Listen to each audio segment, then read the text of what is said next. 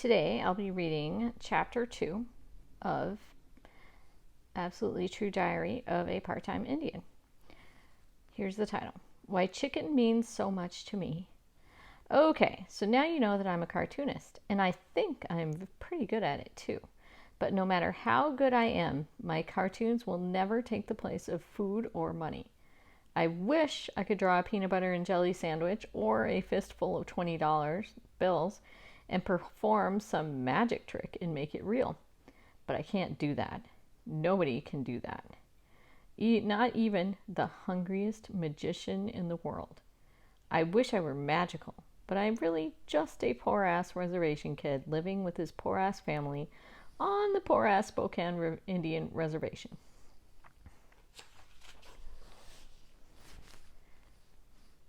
Do you know the worst thing about being poor?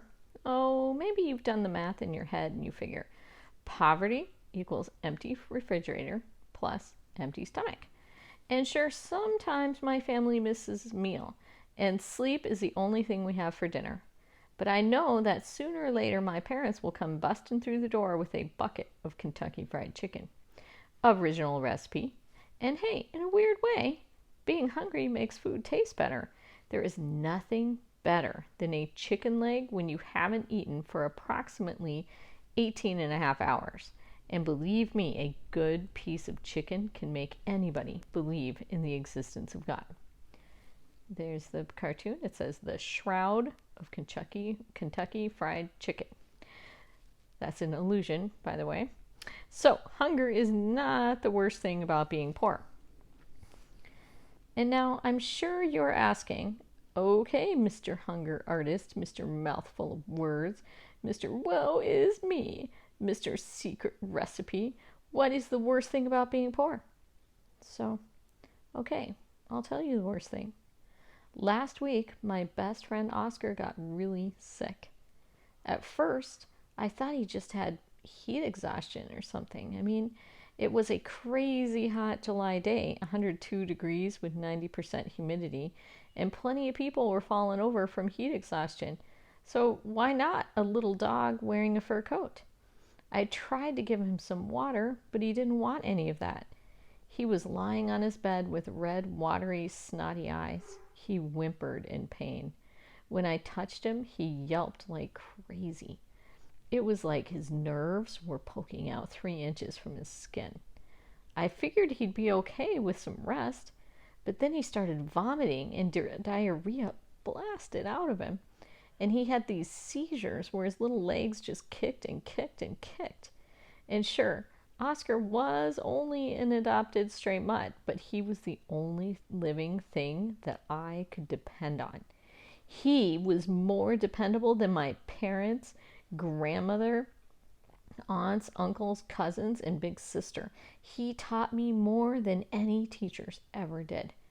Honestly, Oscar was a better person than any human I had ever known. Mom, I said, we have to take Oscar to the vet. He'll be all right, she said, but she was lying.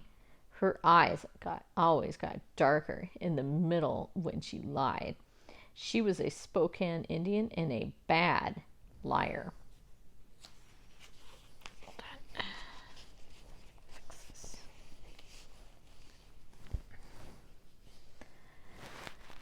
Sorry. Which didn't make any sense. We Indians really should be better liars considering how often we've been lied to.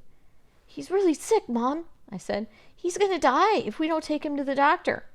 She looked hard at me, and her eyes weren't dark anymore, so I knew that she was going to tell me the truth. And trust me, there are times when the last thing you want to hear is the truth. Junior, sweetheart, Mom said, I'm sorry, but we don't have any money for Oscar. I'll pay you back, I said, I promise. Honey, it'll cost hundreds of dollars, maybe 1,000. I'll pay back the doctor. I'll get a job. Mom smiled, all sad, and hugged me hard. Geez, how stupid was I? What kind of job can a reservation Indian boy get? I was too young to deal blackjack at the casino. There were only about 15 green grass lawns on the reservation. None of their owners outsourced the mowing jobs, and the only paper route was owned by a tribal elder named Wally, and he had to deliver only 50 papers, so his job was more like a hobby. There was nothing I could do to save Oscar. Nothing. Nothing. Nothing.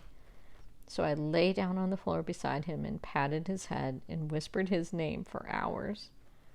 Then Dad came home from wherever and had one of those long talks with Mom, and they decided something without me.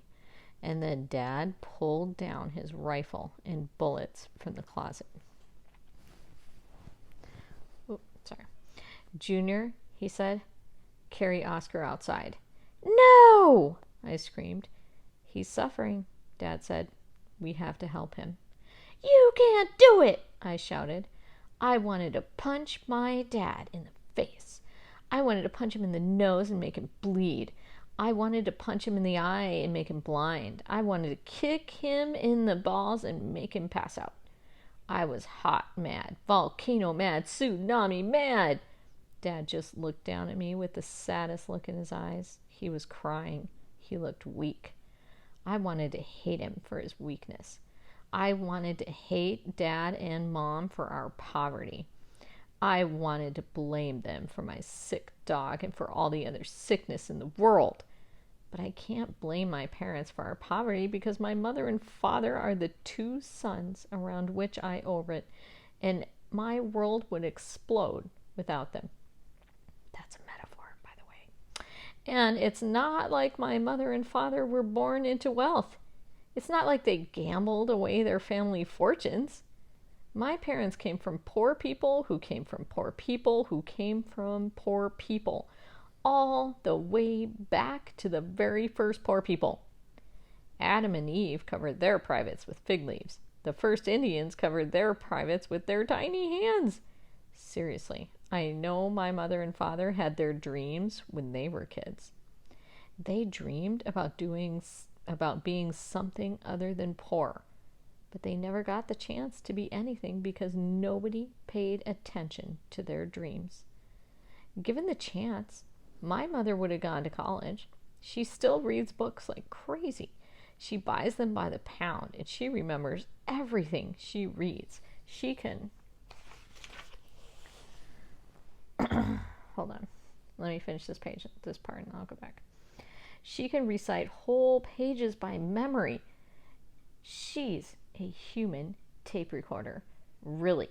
My mom can read the newspaper in 15 minutes and tell me baseball scores, the location of every war, the latest guy to win the lottery, and the high temperature in Des Moines, Iowa. Given the chance, my father would have been a musician. When he gets drunk, he sings old country songs and blues too, and he sounds good, like a pro, like he should be on the radio. He plays the guitar and the piano a little bit, and he has this old saxophone from high school that he keeps all clean and shiny, like he's going to join a band at any minute, at any moment. Okay, so let's go over here and look. So this is the picture, the cartoon. Who my parents would have been if somebody had paid attention to their dreams. So here he talks about her hair, the stylish bob, $50 from Vidal Sassoon, the intellectual glasses, raise your IQ by 20 points, cotton and linen business suit, sociology, LOL, psychology, LOL, public speaking, 101, oh my gosh, I'm sorry. Mrs. Hammond. All right. Shoes fit perfectly. Spokane Falls Community College Teacher of the Year, 1992 to 1998. I can't believe I said LOL. Oh well.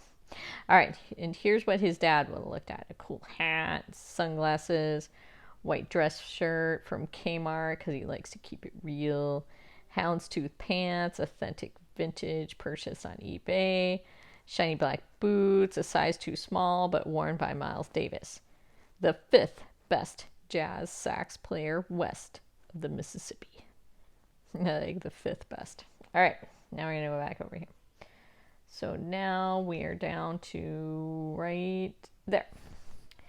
But we reservation Indians don't get to realize our dreams. We don't get those chances or choices. We're just poor. That's all we are. It sucks to be poor, and it sucks to feel that you somehow deserve to be poor. You start believing that you're poor because you're stupid and ugly. And then you start believing that you're stupid and ugly because you're Indian. And because you're Indian, you start believing you're destined to be poor. It's an ugly circle, and there's nothing you can do about it. Poverty doesn't give you strength or teach you lessons about perseverance. No. Poverty only teaches you how to be poor. So poor and small and weak, I picked up Oscar. Whoa, whoa, whoa. No, I'm recording something. Come back in a second or sit quietly. Oh, now I'm like lost. Let's just get back to the movie. Okay, we're not going to watch the movie for a second. I got to finish recording this. Okay, you're really disgusting. Go blow your nose. All right. Poverty doesn't give you strength. Oh, okay. We're at so poor and small and weak. I picked up Oscar. He licked my face because he loved and trusted me. I carried him out to the lawn. I'm sorry. Okay, you know that I'm in quarantine because I'm sick, right? Oh, yeah. So leaning up against me is not exactly what you're supposed to do. Yeah, that's probably not even far enough away, but stay down there. Okay. I'm going to get back to this. So poor and small and weak, I picked up Oscar. He licked my face because he loved and trusted me. And I carried him out to the lawn and I laid him down beneath our green apple tree. I love you, Oscar, I said. He looked at me, and I swear to you that he understood what was happening. He knew what Dad was going to do, but Oscar wasn't scared. He was relieved, but not me. I ran away from there as fast as I could. I wanted to run faster than the speed of sound, but nobody, no matter how much pain they're in, can run that fast.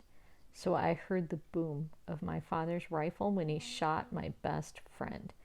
A bullet only costs about 2 cents, and anybody can afford that.